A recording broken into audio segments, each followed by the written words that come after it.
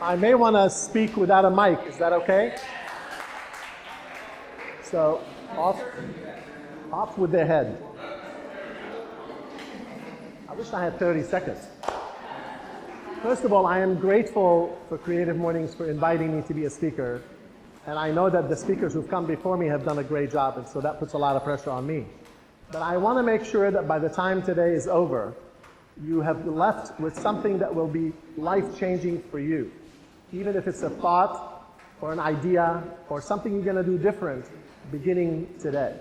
So if you're committed to that, I'm committed to that. Does that make sense? Cool. Okay. So when they asked me to speak about this topic, I don't know if you know, but they give you a few topics. One of them was death. So I chose this. Just so you... Whoever's next, I don't know what they're going to do. Okay. So serendipity, but before I get into the topic, I'm going to tell you a life story that not many people know about me. Let's see, when I was 13 years old, we were a homeless family, basically. My dad had left, my mom had twin sons, I have a twin brother, and a daughter who's 4 years younger, and I was sleeping on a door, practically, in a room with no facilities whatsoever in Damascus, Syria. And my mom belonged to a church who was very helpful to her in giving her that room. But that room was a standalone type of a thing. You can imagine what that looks like. We actually had to walk to a mosque to go to the bathroom, which was about 15 minutes away. So you pretty much had to plan your bathroom breaks. You can't like wait. But regardless, at the end of the day, it was a very challenging time, and I did not know better, so it was okay. We stood on a soup line in one of those church soup lines and what have you, and managed to live day to day. And a man in the U.S. by the name of Douglas Barrett, and I honor this man for what he's done, decided to pick me out of all the people he wanted to send $25 a month to, like a child, whatever you call it, I don't know, sponsor a child. So for 6 years, he sent $25 a month, which was in US dollars equivalent to pay all the food costs for the family to eat. And my mother, who's very champion, usually, by the way, women make things happen, and just, it's true. Although there are a few outstanding men out there, but the concept is women are amazing. So this woman was phenomenal, my mom, and she was determined to bring us to the States. She challenged the ambassador from the U.S. to Lebanon to actually give us green cards before we came. We arrived in Kennedy Airport, and they handed us a green card. Go figure that out. Anyway, when we got here, we wanted to go meet this guy who was sending the 25 bucks. So we found a way to get in touch with him, and he came and picked us up in Jersey City and took us up in Westchester, where he lived in a beautiful home. We spoke no English, he spoke no Arabic, and we were in the sky like smiling at each other.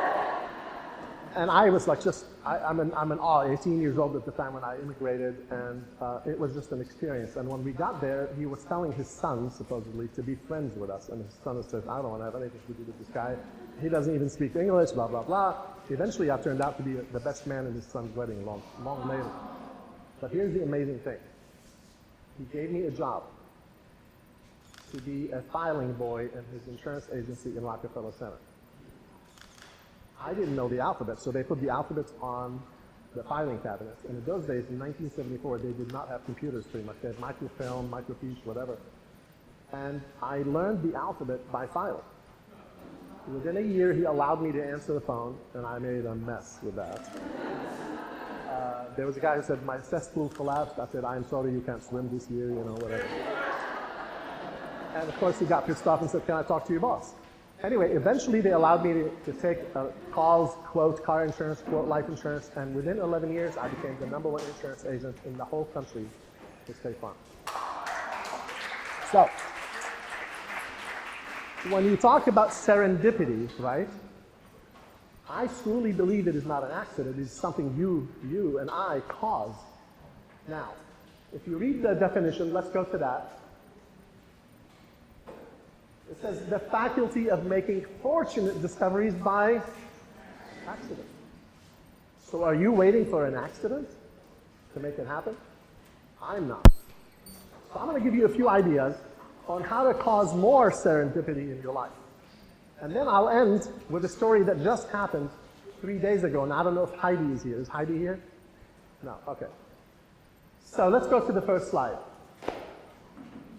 The neutral eye. The neutral eye is an eye that is non-judgmental, right? We were born, by the way, by the time you see this whole 7 ideas, it will bring you back to your childhood. Because children are the most amazing humans. And we get ruined as we get older.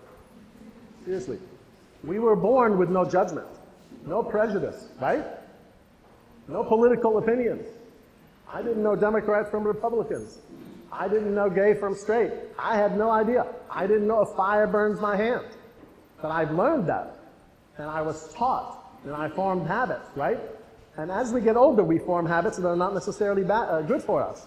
But the concept of having a neutral eye, meaning, can you imagine if you bring your eye back to the neutrality that you were born with, instead of what has happened and colored your lenses? It is that causes us the problem of missing the concepts and the ideas and the possibilities and the serendipity that's going on all around you, but you're not even present to it. So to gain that back, you must go back to the originality of who you were, which means you let go of everything that you have seen that colored your lens. Now, I'm not telling you to not have any good judgment, so don't get me wrong. You know, they say, well, you're supposed to learn from the past. But guess what? The past is standing in the way of your future. It's truly standing in the way of your future. So if you can learn to regenerate your eye back, bring it back to where it was, you will see a lot more. You will see a lot more. Cool. Next. Clearing. To create a clearing, you know, they say a skier, a great skier who's going downhill is not looking for the trees to avoid them. He's looking for the clearing to go for a path, right? If you begin to look at the trees, you will actually hit one. So what are you looking for? When you get up in the morning and say, oh shit, I have to deal, right?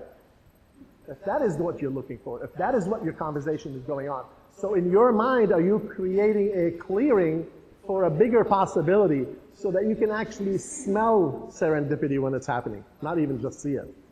You've got to be able to smell it. And I'll tell you this, serendipity is not an accident. It is created and recognized by you because it is happening whether you like it or not.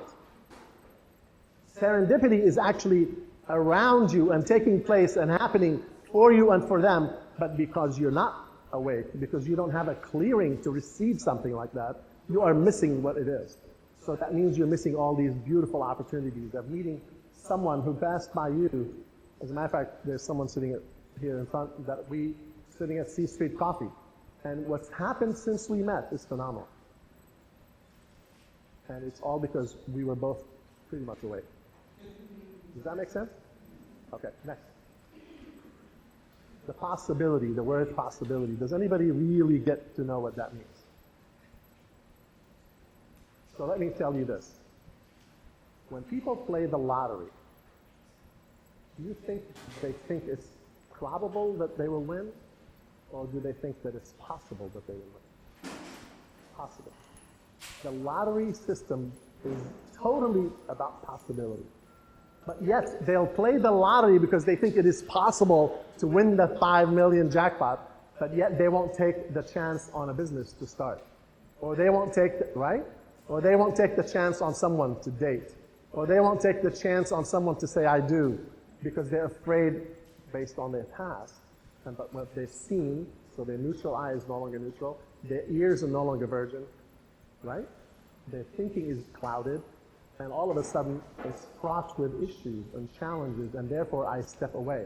And they miss that whole opportunity of what is possible for them, both in their personal lives and in your business life.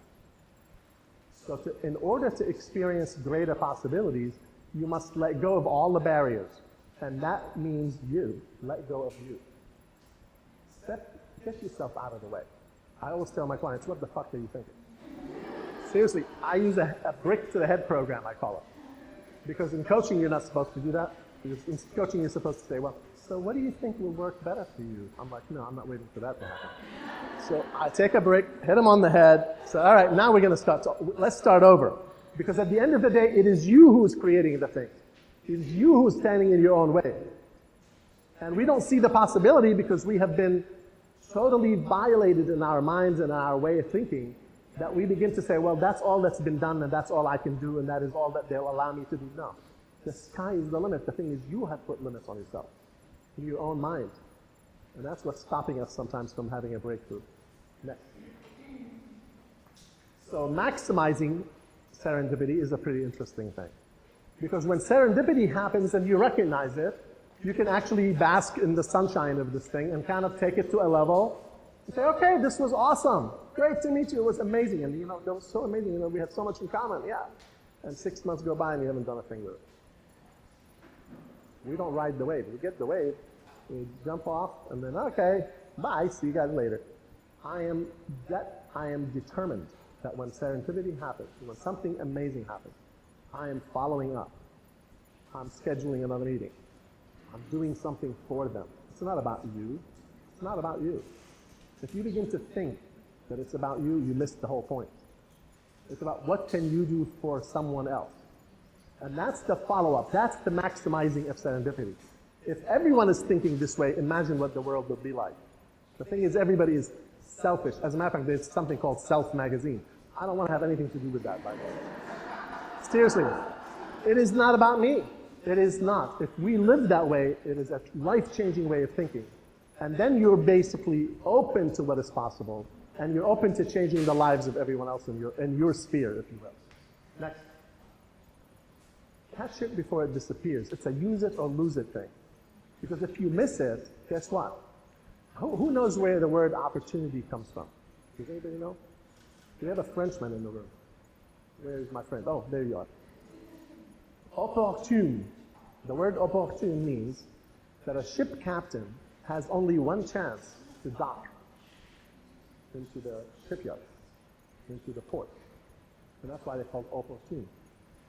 And if high tide is gone, he was drinking, and high tide missed it, he missed his what? One chance, right?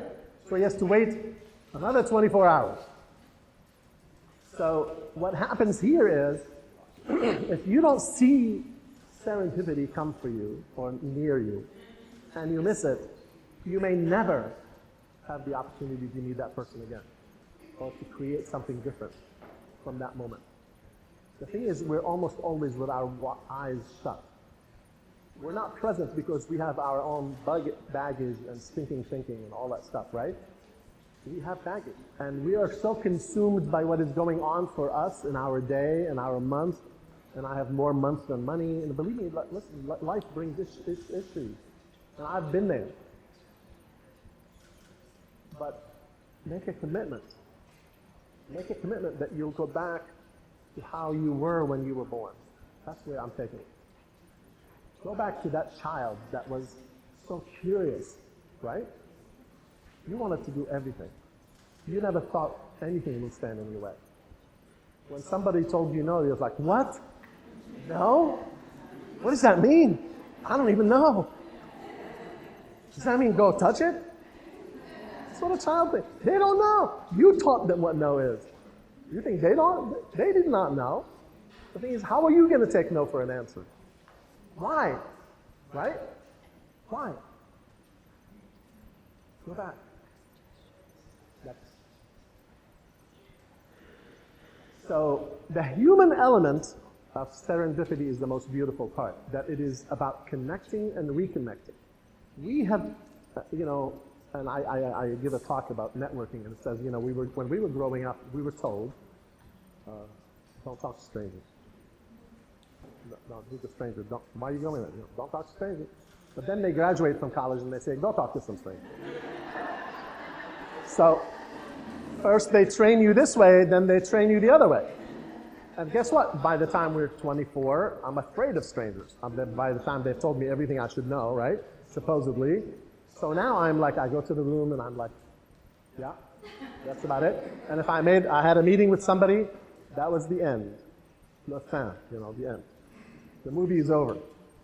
But if you're smart, if you want to really create opportunities, if you want to create serendipity in your life, you're not going to let go of that human. Now, don't harass people. I'm not telling you to go. And all of a sudden, from this moment on, everybody in West Palm Beach is getting harassed. but in a beautiful way, stay in touch. In a beautiful way, stay in touch. It doesn't mean that you're not real. That's the more real you are, the better off you are. So meaning when they see you and you're not doing great, tell them you're not doing great. Don't put on this facade. You know, I had 2 businesses that failed. One of them cost me over like $1 million in debt. And let me tell you something, there were some amazing people that I owed money to that were gracious to me because I was straightforward with them. This authenticity is beautiful. You cannot lose if you're authentic. So being yourself and to actually create this amazing relationship with people and not just a contact. No one is a contact to you. They're a relationship, and you have to foster and nurture. And from that, you create opportunities. It's not because of that one hit, that one meeting, the chance meeting that you had. Okay? So I fell in love with this woman from the moment I saw her. I don't know what to tell you. She was sitting at C Street Coffee, and I'm sitting there. I'm having my morning egg sandwich, which I'm going to open a thing called Egg Bar, by the way, just so you know. I'm putting it out there. And so she steps away from her books, and I'm like, and it was for a while, I thought maybe she left her books, and I'm like curious, and I'm concerned that maybe she left her books. When she came back, I said, oh, good, that, you know. And then we had a chance conversation.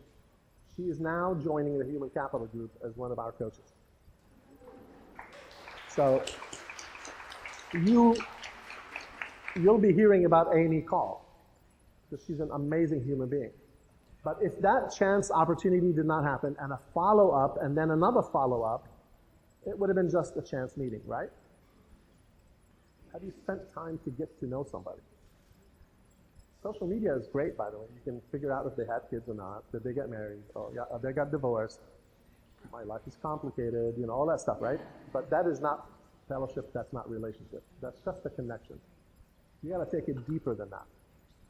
You gotta take it deeper than that. Okay, next. So in Arabic, there's a word called maktub. Maktub, who's heard of the word? It's an amazing word. It means it was written, that you actually are not doing any writing yourself. Now, I'm not going to say that that's exactly how I believe, but there is a certain thing as destiny, right? What is your destiny?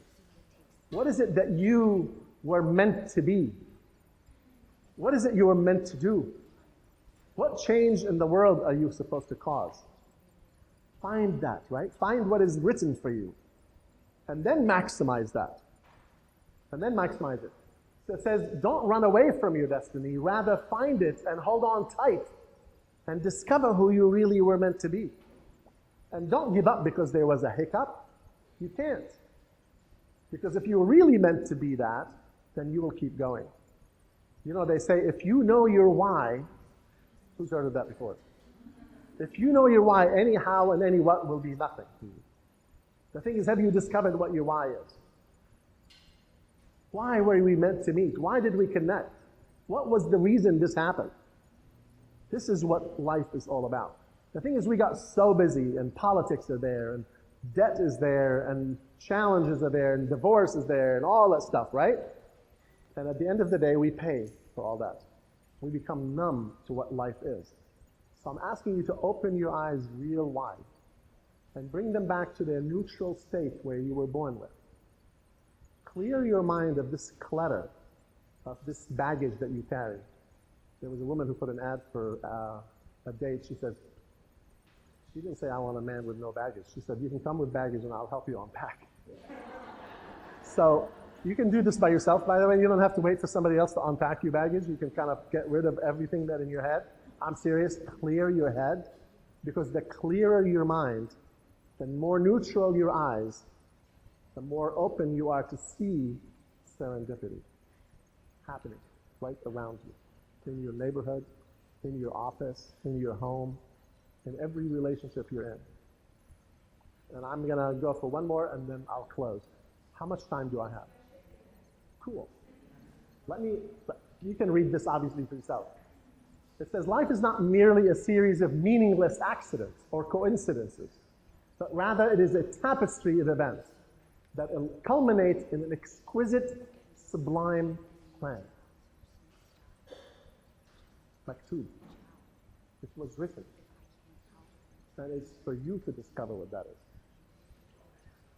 It really is. So 3 days ago, I'm in my office, and the police call and say, your car was in an accident.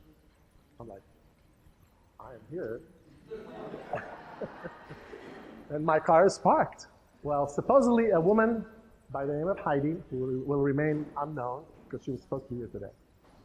And she was backing into her parking spot, and she really kind of clipped my left bumper. And she's amazing. She calls the police. Doesn't leave a note. And she's sitting in the car shaking like this. I'm like, oh, you poor thing. So I go down, of course, I said, oh my God, don't worry about it. She said, oh my God, I ruined your car. It's brand new. It wasn't brand new. But anyway, it was always clean. So I said, don't worry. It's nothing. It's just property. People are more important than property, right? That's the value. People is the value. I don't give a shit about cars, although I like to drive one. So then we started talking. And it turns out she is part of a new hair salon that's taking over for John Barrett. Who knows the John Barrett salon on the island? It's a great salon. And this new salon with the name Woody Mishleb, a really well-known hairstylist, taking this huge, I don't know how much rent he's paying, but anyway, I ended up meeting him yesterday. He turns out to be Lebanese. He and I are going to do amazing things together. This is one accident. But was it really an accident? Think about it. It would have been an accident if I was a jerk and came down and said, what the fuck did you do? Blah, blah, blah. She's like, I don't want to have anything to do with you. Stay away from me, right? So did you create serendipity, or did it really just happen? So I invite you to really look at your life in a different way. Start really bringing yourself back to that beauty of who you were. Nothing wrong with who you are today. I'm not saying that. But I think the more important is how open the world will be, how much more powerful you will be if you will just go back to your original self and live life as if you've never had it experienced before. Take a chance on people. It's okay to make a mistake. Listen, a hockey goalie, when he lets one in, when you make a mistake, most people don't even know. Right? So, first of all, thank you. I give you a hand for being here.